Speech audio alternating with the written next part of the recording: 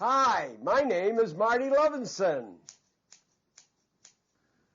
Hi, I'm Marty Levinson. Welcome to the Northtown News Magazine. Hi, I'm Marty Levinson. Welcome to the Northtown News Magazine. To discover the identity of the real Marty Levinson, stay tuned to the Northtown News Magazine. Come on, baby, don't you wanna go?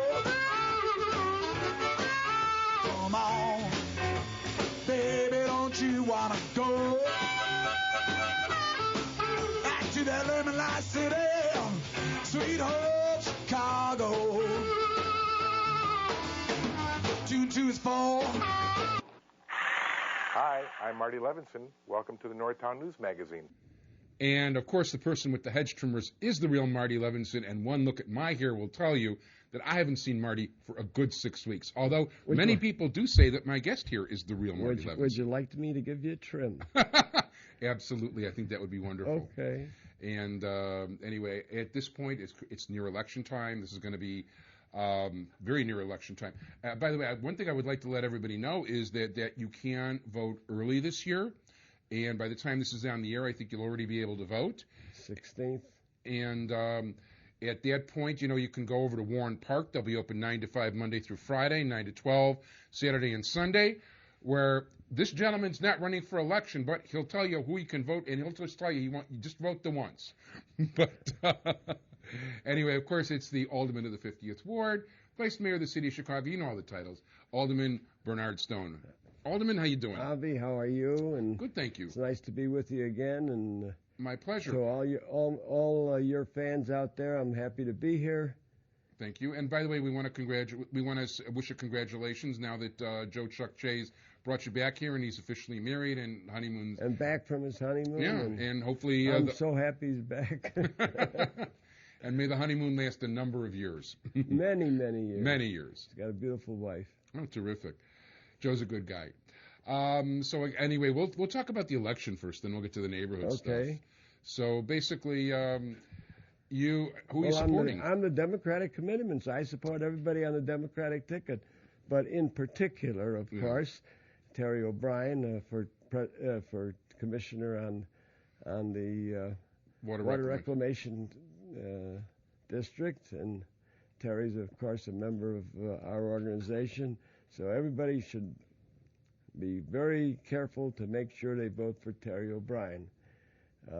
And, of course, the regular Democratic ticket. And enough said. Okay, well, you know what? There's an awful lot of neighborhoods. So, by the way, I'm going to second you with Terry O'Brien. I wish you could do a weighted vote like the days of the old state representative race, because I would give all three of the votes in that particular water reclamation race to Terry O'Brien. So would I. Yeah, he is. But I got to tell you, if Mike Quigley keeps running around talking about how bad TIFs are, for those of you who live south of Devon, I'm going to tell you, don't vote for Mike Quigley, because even though he's running unopposed, but he's making me very angry, because if not for tax increment financing, I wouldn't get that new school over there on Whipple and North Shore. And that's very important to our ward. And I don't think Mike Quigley understands how important tax increment financing is to our ward in particular. Well, he's obviously trying to appeal to the Ben Jaworski crowd.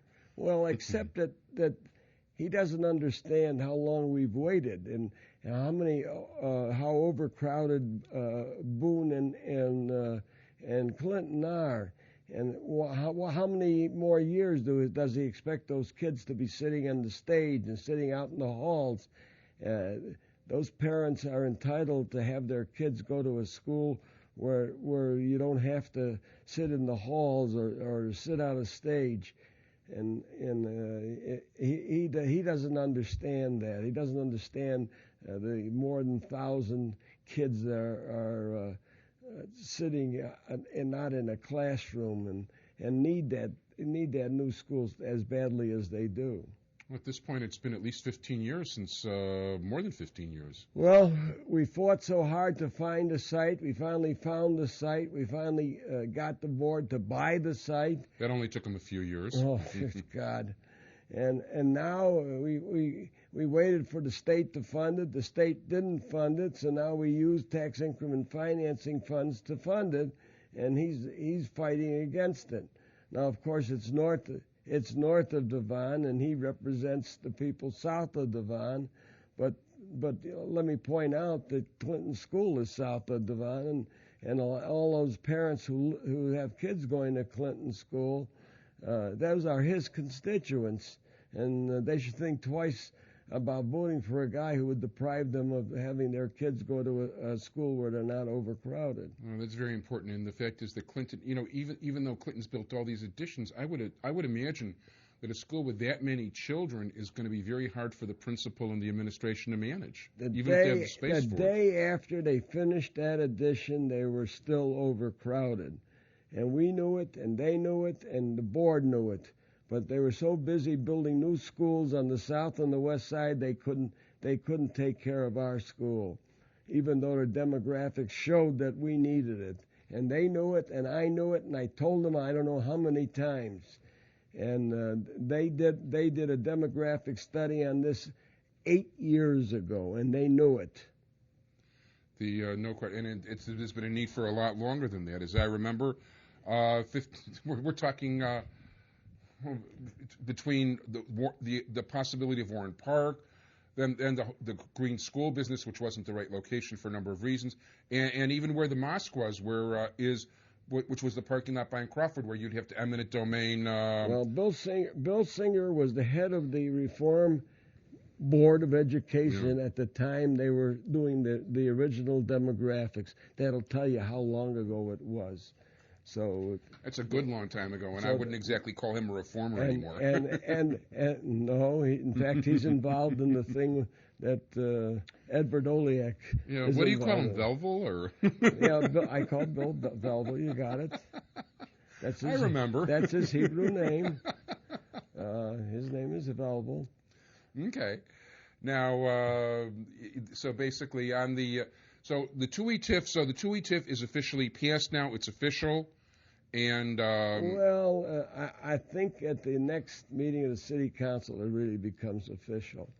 And then I think we'll start looking for our appointments to the advisory board. But getting back to the election. Now, by advisory board, you're talking about the school advisory board? Or? No, this is the advisory board for the TIF. I indicated that prior to the passage of the TIF that I was going to appoint an advisory board to oversee the TIF funds. I am, and I will, and I will not in any way interfere with that board, and that board is going to be separate, and we'll be the ones who make the decision of what to do with the TIF funds. No, that sounds good. I like that. That's that should take the steam out of anybody's sails who wants to complain about this. Well, that's the way it's going to be. Of course, you know, and I know that people are going to complain no matter what. No matter what we do, the people. I don't know if it was on the air or off the air. I think it was off the air. We were talking about. You've been talking about the school for so long on the whole shot, and people still seem to not realize things, even though it's been public for quite a bit. So in any event, so the 2E TIF will be official. Next council meeting's probably.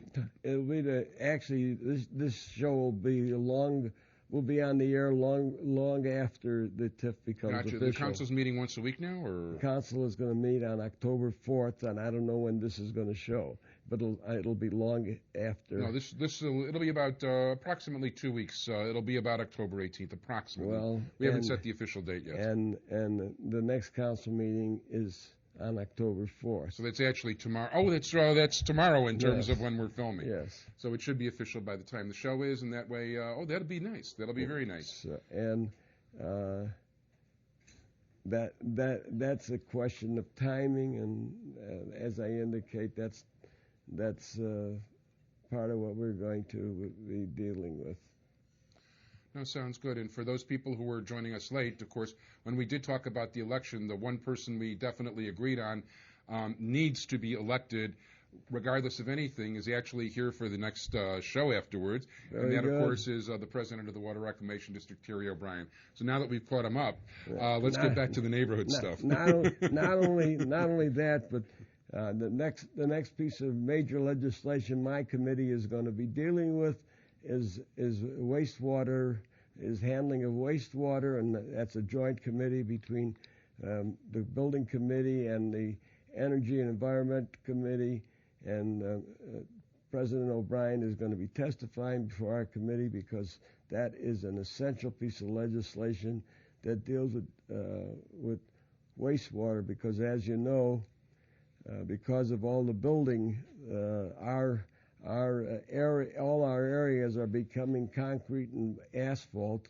and you must deal with what happens to the water runoff.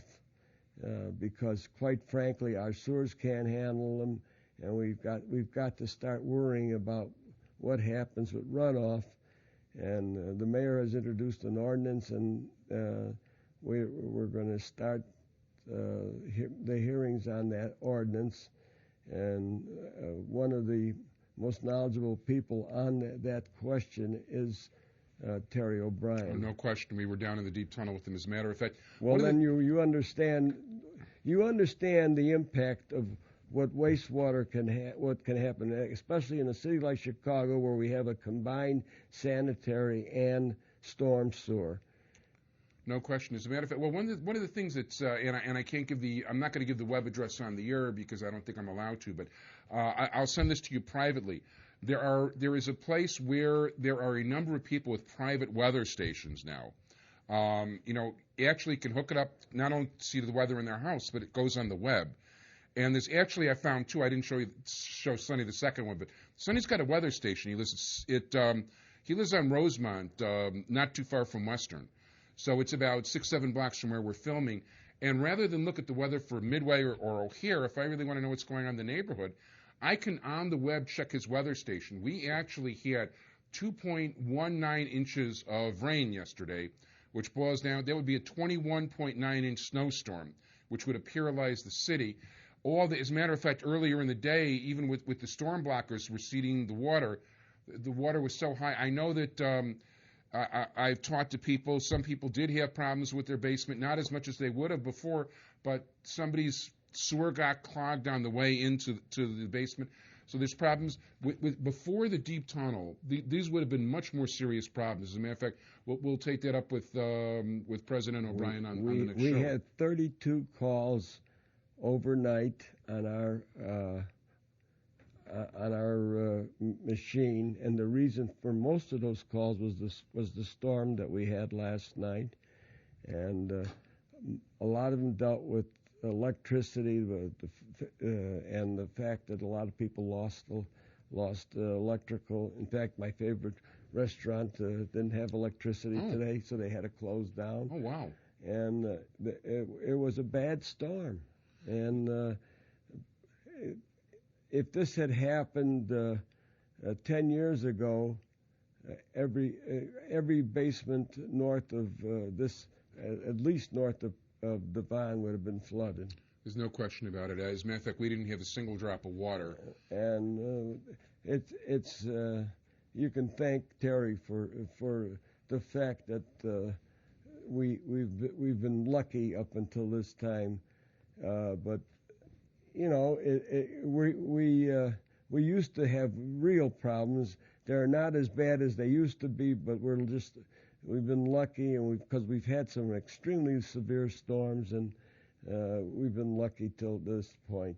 But we've had a lot of trees uprooted. We've had a lot of problems as a result of major storms, and that was a major storm last night. A major storm, no question. As a matter of fact, you just reminded me, I need to grab that big branch in front of the house and let it dry for a year, and it'll be barbecue firewood next year.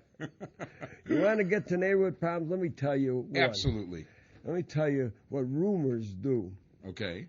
I'm being bombarded with calls regarding a alleged mosque, a home under construction. People calling me saying, what about the mosque being built on Sacramento and North Shore?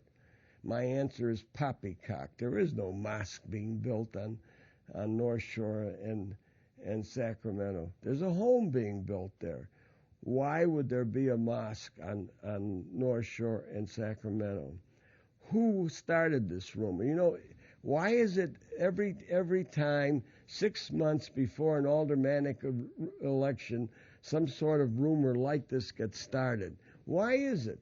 And nobody can ever trace where the rumor starts. Oh, actually, I have the original email that was forwarded to me by your rabbi, by the way, and I will share it with you after the show. Well, it always starts out, and well, somebody probably told him. And I've got whatever calls I've gotten, I've told them this is pure, unadulterated nonsense. First of all, I knew nothing about it till all these rumors, this rumor mill gets started. If it was to be a mosque, there are special requirements that are necessary, even though you can only build a house of worship in a residential community. You can only build a house of worship, whether it be a church, a synagogue, or a mosque in a residential community. However, you have to meet certain parking requirements and other requirements, so that's when they come to me. No one has come to me regarding that particular home that's under construction. So that assures me that it is not a mosque, period. If it were a mosque, I would simply point out to them this is a bad location for a mosque.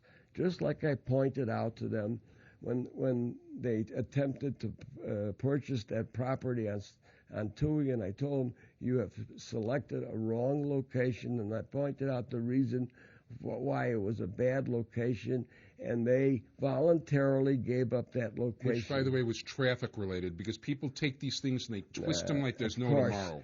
And people, a lot of people have taken credit for that, and I'm the one who met with them and convinced them that they should leave because it was the wrong location.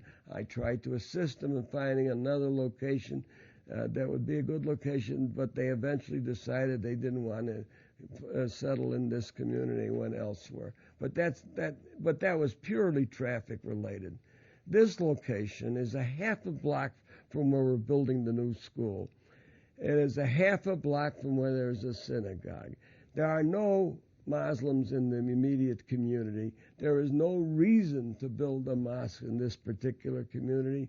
So that's why I say all these rumors are ridiculous.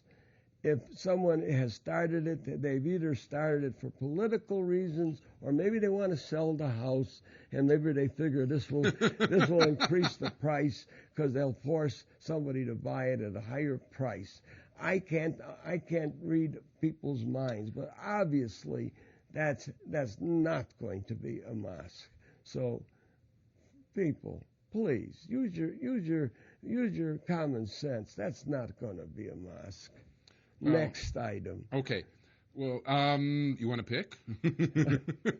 You tell me what's on. Well, Park Plaza should be a short item. Park Plaza, we've already adopted in the Plan Commission the change in the plan development with respect to Park Plaza, and have done it with the support of the people who purchased Park Plaza from the prior owner. Rabbi has informed us. Oh, so it was sold. Yes, it's been sold. And they agreed to the change in the plan development, and the change was very simple. What it says is that it shall not be used for any other purpose but its current purpose or a related purpose. So forget about it being converted for private condominiums, unless it's for senior citizens. Now, can I ask who bought it? That's none. That's a matter of public record, and it's not for me to say that. Gotcha. Well, I am glad to see us form this out because, period. He's sold it. Okay, that I'm glad. And he and his partners are out of the picture now, and it's in other hands. It'll be a better neighborhood, hopefully, as a result. Well, I'm hoping that it'll be fixed up and it'll attract some clients and patients and it'll be go back to its former glory. Well, they created a situation where people didn't want to move in there because they weren't really renting, and they were talking openly about converting the place. That is correct. They caused their own problem. Well, I think that this will, for once and for all, settle that question. Excellent. Next. Now, Devon and Rockwell, the garage. Devon and Rockwell, we're down to about 2 items till we secured a permit. Frankly, I think what we're going to do is get the permit immediately for the garage. No, for the foundation and pour the foundation. We've already the last matter that was in before the Plan Commission was for the change in the plan to allow for the vacation of the alley, and so that the building no longer goes across the alley but includes the alley because the alley has been vacated. So that alley will be cut off. The alley will be a dead end just east of the building, and by agreement with the parties east of it, and who deeded out their rights to it too. So, but Rockwell will run through, and it'll be narrower because it'll have a wider parkway, and it'll be more of a sort of a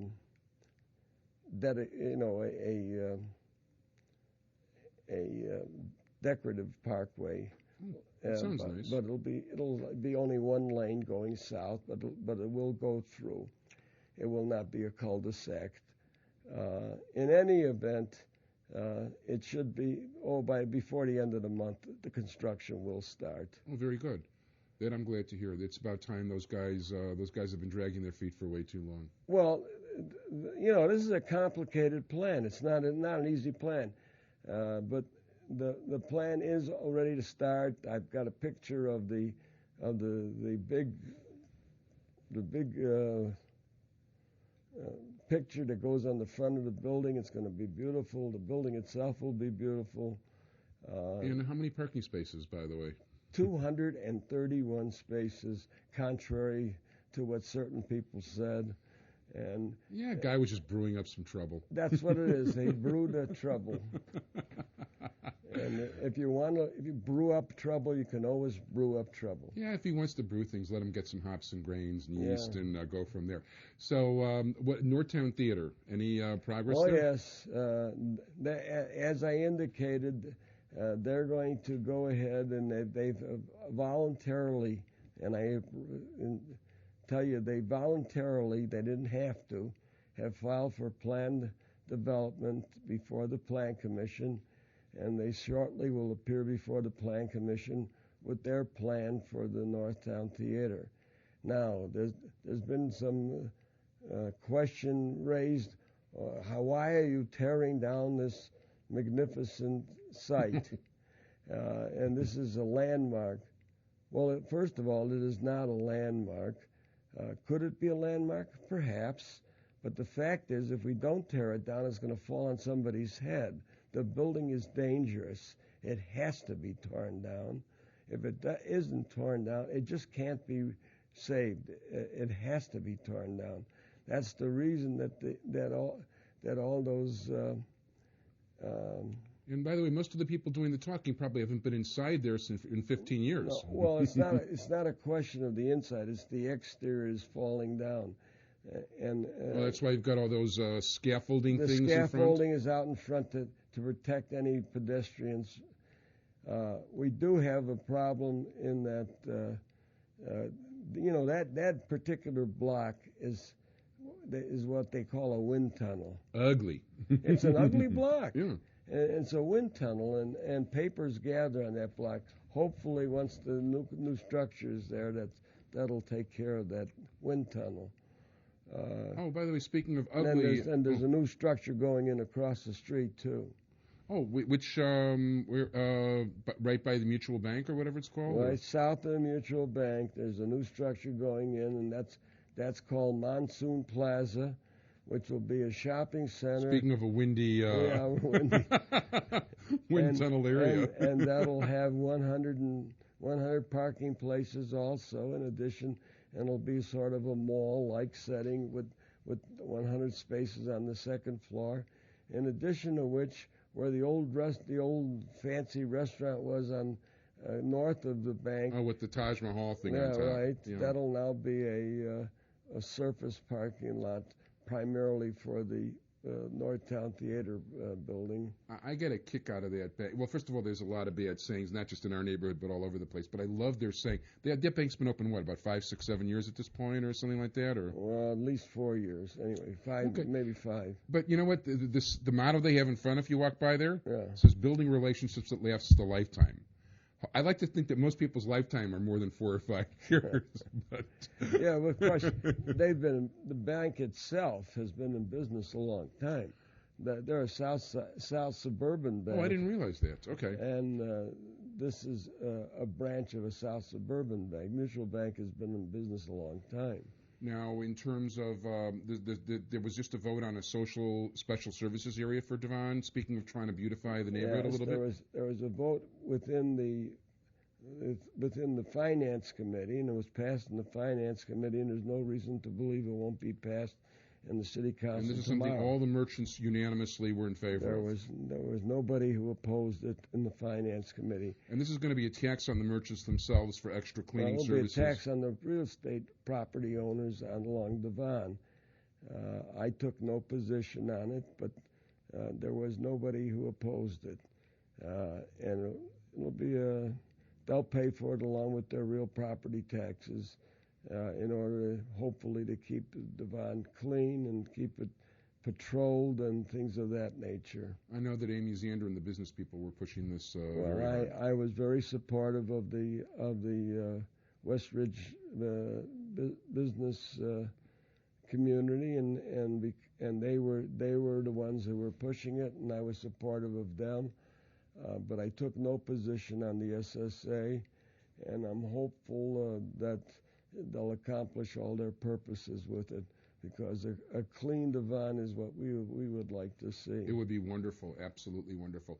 Is there something I'm not asking you that you want to talk about along? Well, I think you're covering all the points I wanted to cover, and you tell me if there's anything I missed. Actually, if I might kick myself when I'm editing the show on Thursday, but Yeah. I think so far I've got things. There, in terms of new developments, is there? Well, you were saying that on a previous show that you wanted to put a halt on zoning changes right now. There is a halt on zoning changes. I have refused to approve any zoning changes until I see some of the ones we've approved in the past, and I want to see what happens with those. I want to see if you see the Stars Motel is down, by the way. Oh, I didn't notice that, but Yeah, I'm glad well, to hear that. Unfortunately, in our storm last night, the structure they put around the motel collapsed into the hole. But in the meantime, the hotel is down. I want to see what happens if they're able to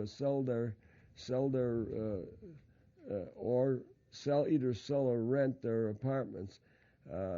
I want to see if the market is still strong, because I'm not going to continue to approve condominiums if the market is weak. If the market is weak, I'm not going to continue to approve condominiums. Tummid Realty we didn't talk about either. We've got about 1 minute left, and hopefully, we know you sent a representative to a meeting to try to, get them to knuckle under a little bit. Also, live election show October 22nd, which is going to be a Sunday, where we'll have the Alderman Stone calling in, Terry O'Brien will be calling in, Jesse White, Tom Dart. We'll have a number of other people. I want to thank my entire technical crew, Sonny Hersh.